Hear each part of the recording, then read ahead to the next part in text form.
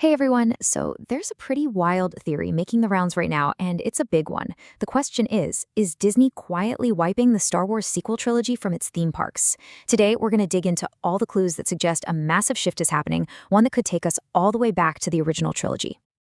Yeah, our source material for today really doesn't pull any punches. I mean, look at that quote. The core idea we're digging into is that the whole era of Rey, Kylo Ren, and the First Order is being purposefully and permanently scrubbed from the Disney parks experience. So here's how we're going to break it all down. First, we'll look at the main claim about this big galactic shift. Then, we'll dive into the so-called Cantina clue that really got this whole conversation started. After that, we'll explore what it would actually mean to go back to the originals and, this is the fun part, how it could all tie into the new Mandalorian movie. And finally, we'll get into how this could totally reshape the story you live inside the park. Okay, let's kick things off. A shift in the galaxy. So what is this huge change that people are claiming is happening as we speak? The whole theory really hangs on this one crucial idea. This is not a temporary thing. We're not talking about a small refresh or a little update. The argument is that what we're seeing is a permanent, strategic move away from the sequels. It's a fundamental change to the entire creative and business plan for Galaxy's Edge.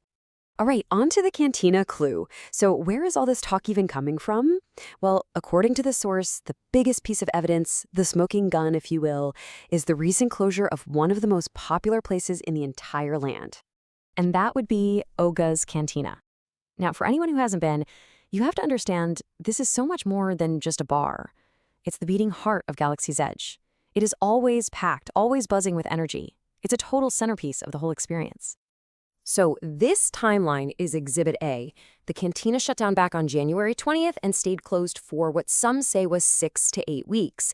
And the argument is pretty simple. That is way, way too long for just some routine maintenance. It suggests a much, much bigger project was happening behind those closed doors.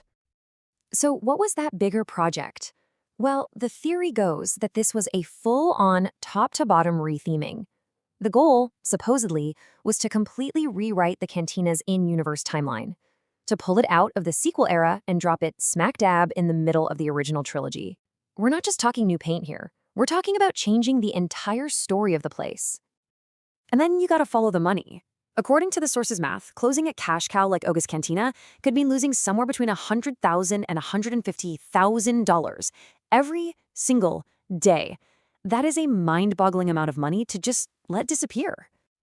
Which leads to the real core of the argument. Why on earth would Disney take that kind of massive financial hit for something that's just temporary?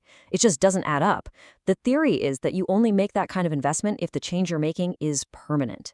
It's a one-way trip back to the classics. Okay, so let's say that's true. Let's say the Cantina is going old school. What does that mean for everything else? Let's talk about how that one change could send ripples across the entire land. I mean, just look at the difference we're talking about. This would be a seismic shift.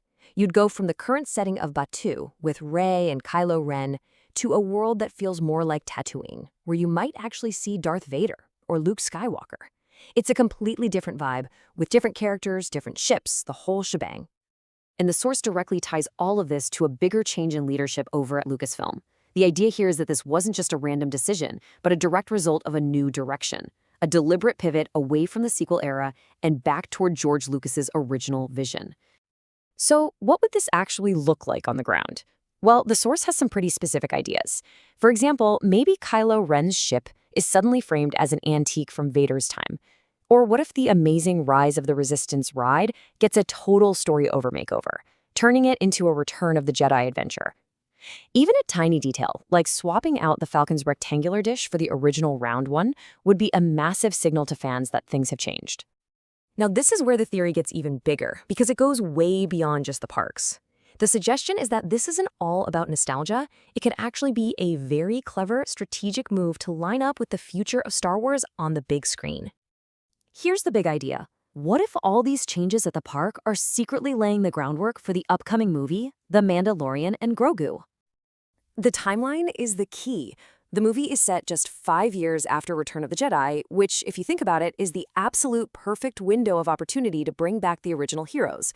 It's a completely natural, story-driven reason to have Luke, Leia, and Han show up again. And that, of course, leads to the ultimate fan theory.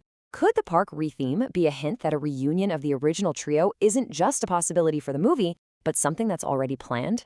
If that's the case, you can bet Disney would want the parks primed and ready to capitalize on the absolute tidal wave of excitement that would create.